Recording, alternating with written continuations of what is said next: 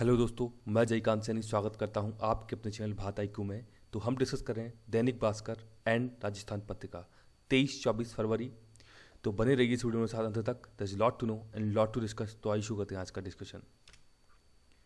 ये देख सकते हैं आप, भारत और चीन के व्यापारिक रिश्ते की बहाली की कवायद स्टार्ट हो गई है। यहाँ पर ये पेंगांग इफेक्ट की बात की गई है। तो पेंगांग एक लेक है, बहुत ही इंपॉर्टेंट लेक है लेह एरिया के अंदर, लद्दाख के अंदर। तो ये आपको पता होना चाहिए। पूछा जा सकता है कि पेंगांग झील कहाँ पर है। तो लद्दाख एरिया के अंदर स्थित है पेंगांग झील, जहाँ पर कि तनाव पिछले कुछ समय से बना हुआ था भारतीय और चीन की सेनाओं के बीच में। तो अब वहाँ पे कुछ रिलैक्सेशन देखने को मिल रहा है। उसके चलते आप समझ सकते हैं कि बहुत बड़ा एक व्यापारिक साझेदार था चीन भारत का, जिसके ऊपर की सैंक्शंस लगा दिए थे कई सारे भारत ने। तो उसका ये प्रभाव देखने को मिल रहा है। ये आप देख सकते हैं, रेलवे ने चीन के साथ, चीनी जो कंपनी उनके साथ 471 करोड़ का समझौता था उसको रोक दिया था। इसके साथ BSNL का समझौता था कुछ, उसको रोक दिया। और ऐसे कई सारी चीज़ें थी जो कि चाइना जिससे कि मुनाफा कमा रहा था, फ़ायदा कमा रहा था, वो सारे ठप पड़ गए थे, रुक गए थे इन हालातों के चलते। तो अभी इनमें रिलैक्सेशन किया गया है। तो ये एक अच्छी पहल बताई जा रही है दोनों ही देशों के लिए संबंध सुधार को लेकर के। तो आने वाले समय में देखते हैं क्या क्या होने वाला है। तो आने वाले समय में आपको पता है कि ब्रिक्स की समिट होने वाली है, वो भारत के अंदर होने वाली है। तो चीन के शी जिनपिंग हैं, वो भी भारत विजिट पर आएंगे इसको लेकर के। तो ये सारी चीज़ें आगे देखने को मिलेंगी। तो फिलहाल आपको ये एक सिनेरियो पता होना चाहिए कि अब क्या चल रहा है। ये बात की जा रही है पुदुचेरी की। तो पुदुचेरी एक यूनियन टेरिटरी है। अभी ये चर्चा में इसलिए है, यहाँ पे पुडुचेरी पे इससे पहले किरण बेदी जी यहाँ पे राज्यपाल थी, उपराज्यपाल यहाँ पे होते हैं। तो किरण बेदी जी यहाँ पे उपराज्यपाल थी। इससे पहले काफ़ी ज़्यादा तनाव देखने को मिलता था मुख्यमंत्री और उपराज्यपाल के बीच में, काफ़ी ज़्यादा चर्चा में रहा था पुडुचेरी। लेकिन अब यहाँ पे एक नई चीज़ निकल के आई है, नई घटना हुई है कि पुडुचेरी में CM थे V नारायणसामी, कांग्रेस पार्टी को बिलोंग करते थे। इनकी सरकार वहाँ पे गिर गई है, तो इसीलिए चर्चा में है पुडुचेरी। पूछा जा सकता है आपसे। तो पुडुचेरी एक यूनियन टेरिटरी है, यहाँ पे कांग्रेस की सरकार गिर गई है। उपराज्यपाल वर्तमान में कौन है यहाँ पे? डॉक्टर तमिलसाई सुंदरराजन साहब हैं। इनके पास यहाँ पे राज्यपाल का चार्ज है पुडुचेरी के अंदर। तो नाम आपको पता होना चाहिए। किरण बेदी जी यहाँ पे रह चुकी हैं पहले, लेकिन अभी कुछ दिन पहले ही वहाँ से उनको हटाया गया था। तो काफ़ी ज़्यादा चर्चा में है पुदुचेरी जो एरिया है। यहाँ पे फ्रांसीसीज का अधिकार हुआ करता था। ब्रिटिश टाइम की बात करें तो यहाँ पे फ्रांसीसीज की कॉलोनीज आपको देखने को मिलेंगी। बहुत ही इंपॉर्टेंट है पुडुचेरी।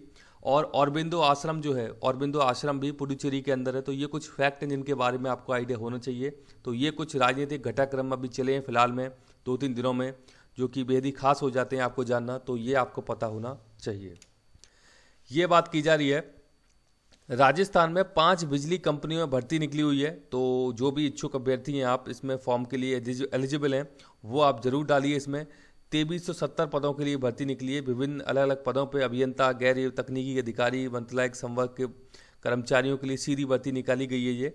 तो आप देख लीजिए, इसका फॉर्म स्टार्ट हो जाएगा 24 फरवरी से। 2 मार्च से ऑनलाइन आवेदन होंगे इसके। तो ये इंपॉर्टेंट है, इसके बारे में आपको आइडिया होना चाहिए।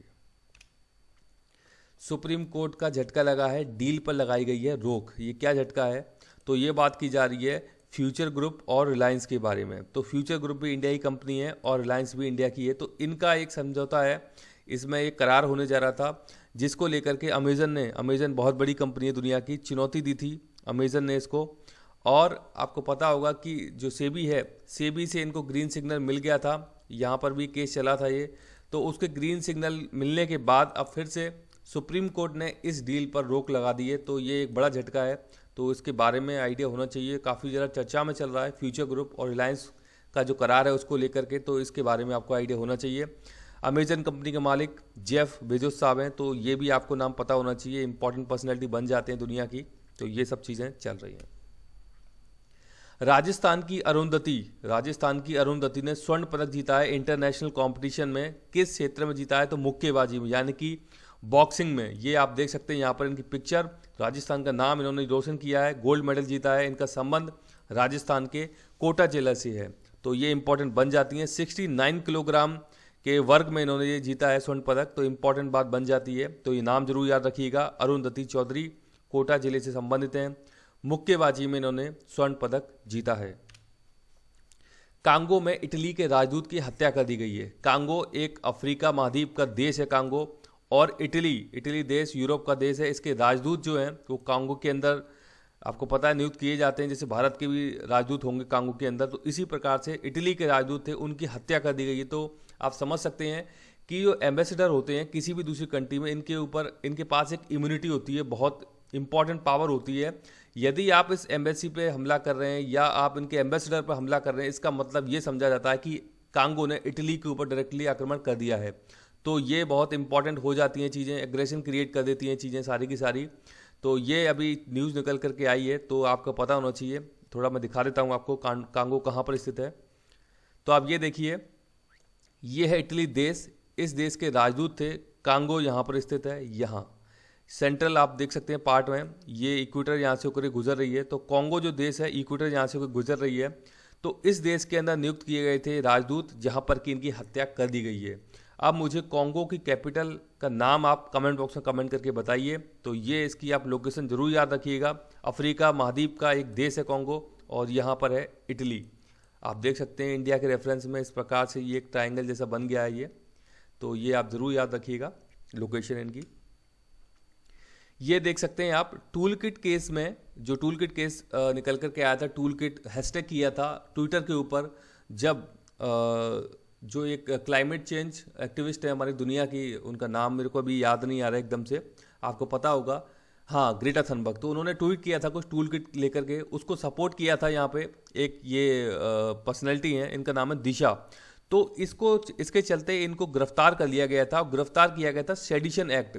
सेडिशन एक्ट है, अंग्रेजों के टाइम का बनाया गया एक्ट है सेडिशन एक्ट। शायद ये है 124A, आप देख लीजिएगा, चेक कर लीजिएगा, ये पूछा जा सकता है आपसे।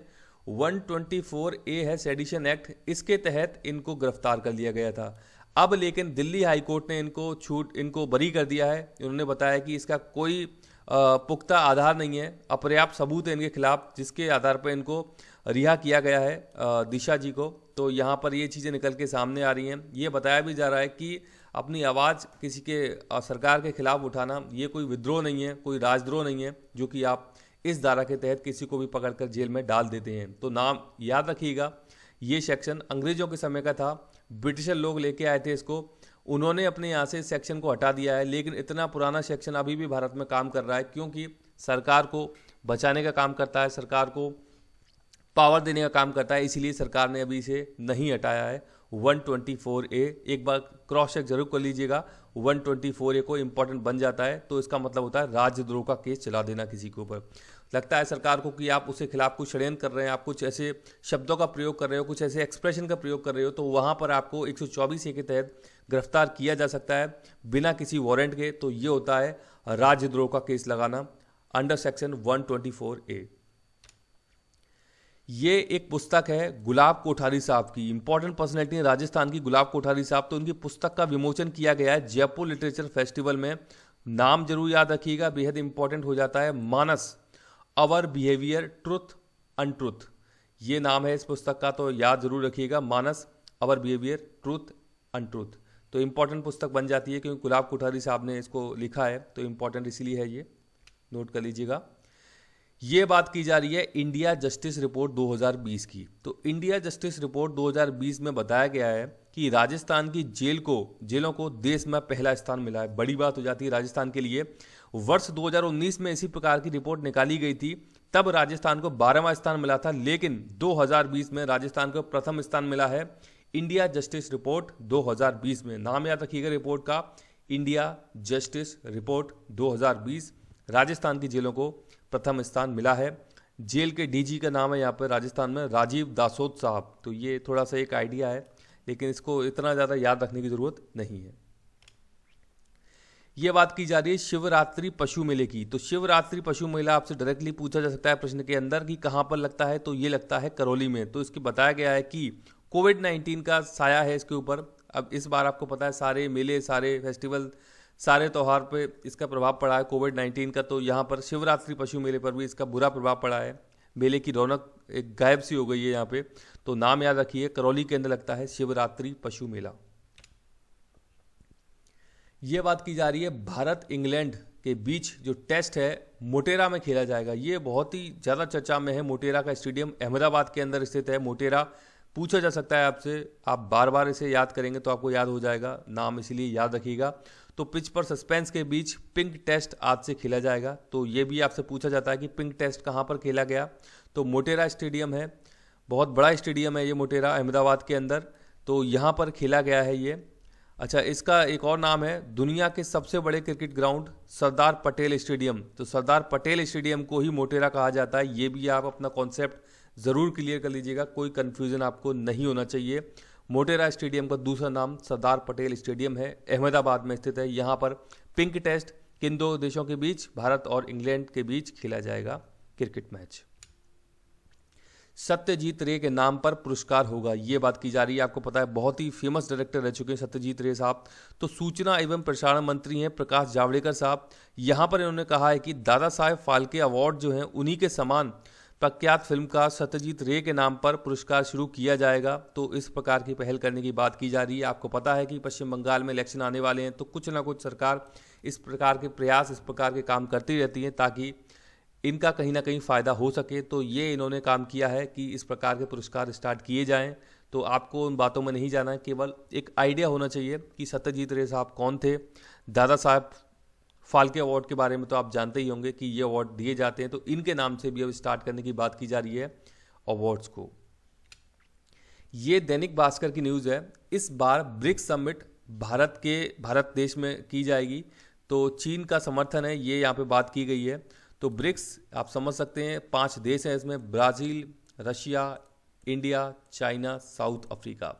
सबसे लास्ट में 2010 में इस देश को शामिल किया गया था, साउथ अफ्रीका को। अब प्रश्न बनता है कि 2020 में ब्रिक्स समिट कहाँ पर आयोजित की गई थी, तो इम्पॉर्टेंट इसीलिए तो ये की गई थी रशिया में। तो आपसे पूछा जा सकता है प्रश्न, 2021 की समिट होने वाली है भारत के अंदर, तो ये कहाँ है, इंडिया के अंदर है 2021 की। तो दोनों ही आपसे पूछे जा सकते हैं ईयर, क्योंकि कॉन्टिन्यूअस हैं, तो आपसे 2020 का भी पूछा जा सकता है। तो याद रखिएगा, आप इस ऑर्डर से याद रखिएगा, सबसे पहले ब्राज़ील, उसके बाद रशिया, फिर इंडिया। तो रशिया में होकर चुकी है 2020 में, और 2021 यानी कि इस वर्तमान साल में होगी इंडिया के अंदर।